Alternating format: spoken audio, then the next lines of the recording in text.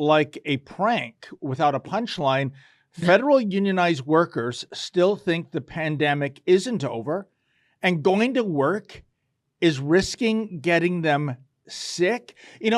Drea, in addition to the 13.6% increase they want, Hmm.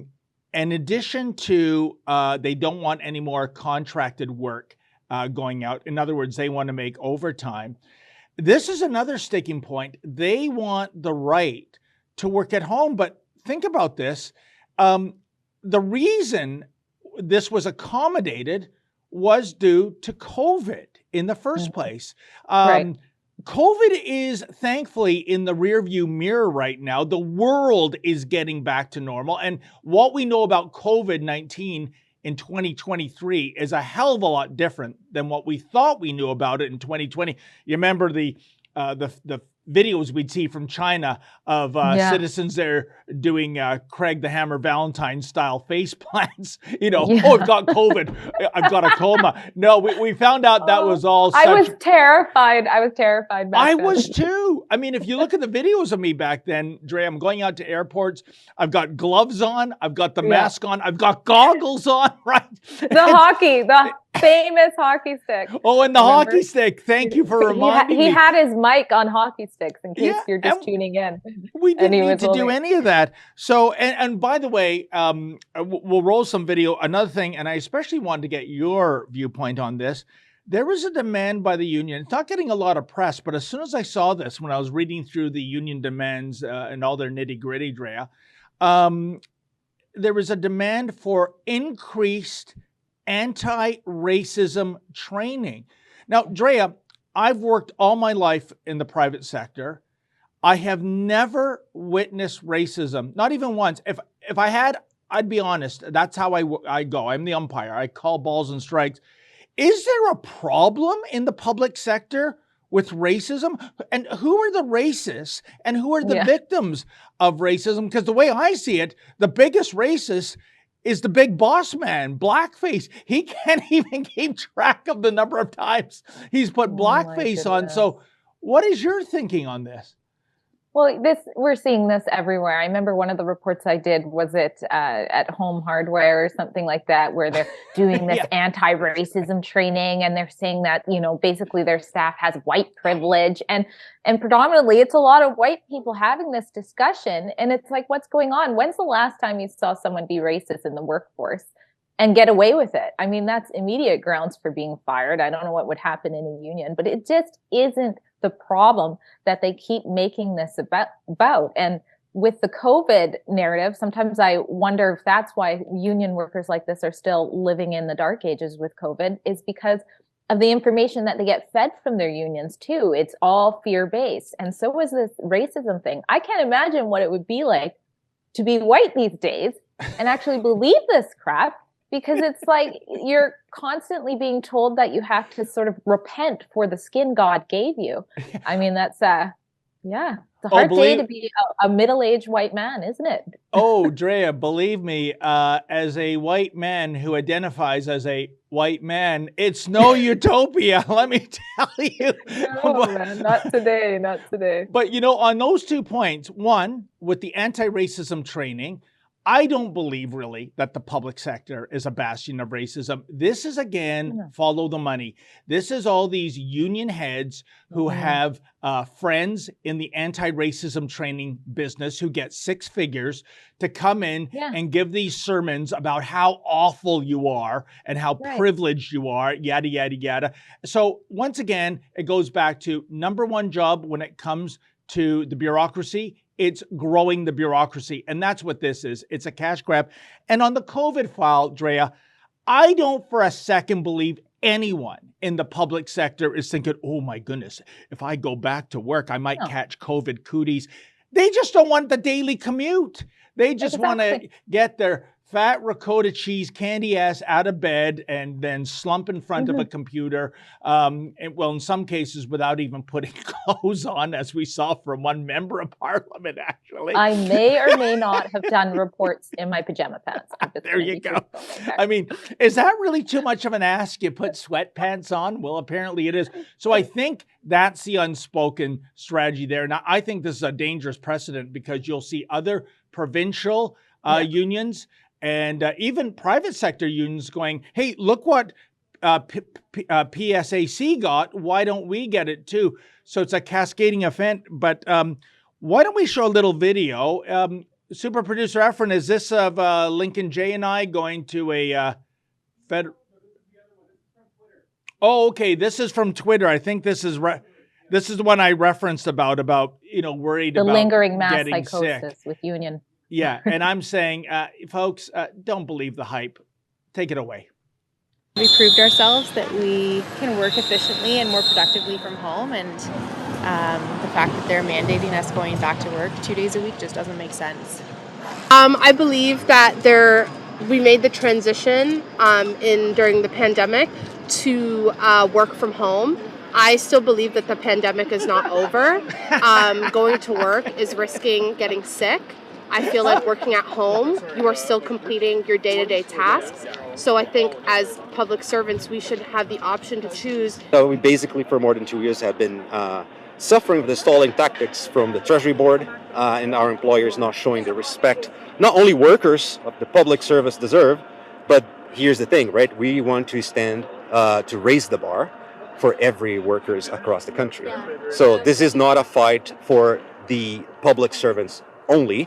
This is a fight for respect and recognition of all workers across the country. We proved ourselves. Drea, here's the thing. Most of those people that weighed in, they look relatively young and relatively healthy to me. It's funny, Walmart never closed during the pandemic, and yet every time I went into a Walmart, there was like a 75-year-old greeter on duty. And that's more of a demographic in terms of being affected by the coronavirus. We know that for certain now. What are these guys trying to sell here, Drea? Well, somebody needs to check the Instagram profile of the young girl who says going to work is a risk. Guaranteed she's out with her friends taking pictures together at restaurants and stuff. And we saw this over and over. Sometimes during lockdown, I would see people I know on Facebook or whatnot, they wear masks everywhere, their profile pictures of masks. And then when they were allowed to travel and people weren't, they're masking there. And then they go to another country like Mexico for fun and they're not wearing their mask in all their vacation pictures. What's wrong with you people? They think that this COVID exists, but I sense that this is really, there was no conviction in what they were saying. They don't really believe it, but they know they've gotten away with it for so long, so why not? And one of the lady uses the term mandated. She said, now that they're mandating us back to work for 2 days, like, you lazy, it's not mandated, it's a job. You're going back 2 days a week. And I think, unfortunately, it's kind of a sign of what's happened in society. I know out here in Chilliwack, BC, they're desperate for workers. And when you ask the local places what's going on, why can't you find work? They're like, I don't know. Ever since COVID, nobody wants to work anymore. And I guess everybody's just adapting and getting used to being at home. So, you're right. It is a very odd economic situation we're in.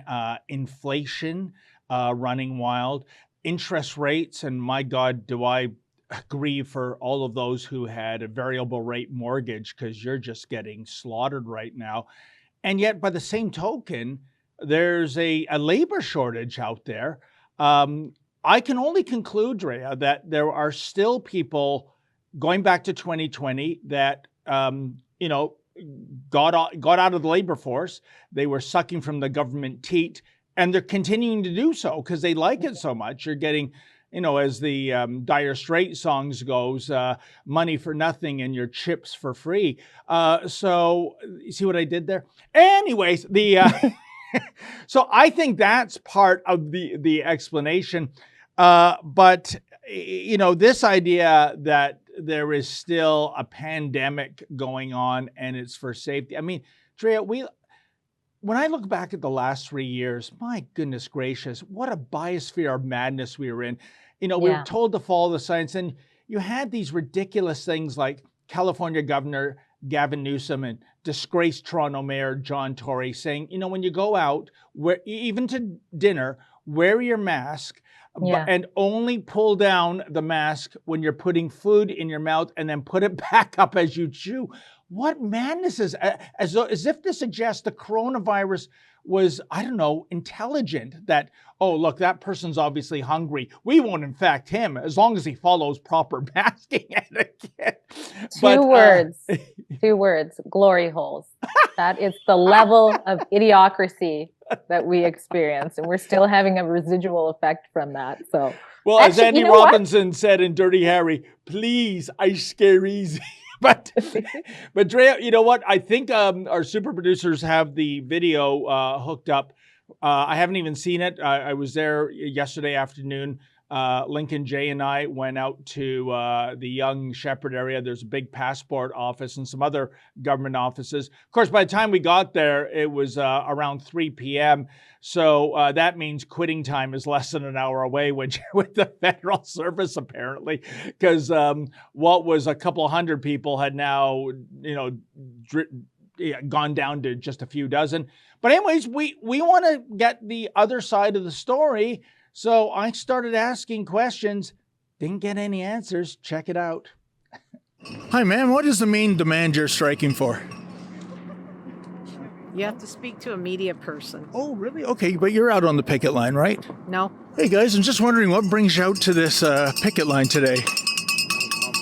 No comment? No, you're not a federal worker, or are you on strike? No comment. No? Okay, then. Hey, sir, how you doing? What is the main demand you're looking for? We noticed that one of the demands is more anti-racism training. Is working for the federal government, are there a lot of racists employed there, sir? I'm okay, sorry about that. No? Okay, then.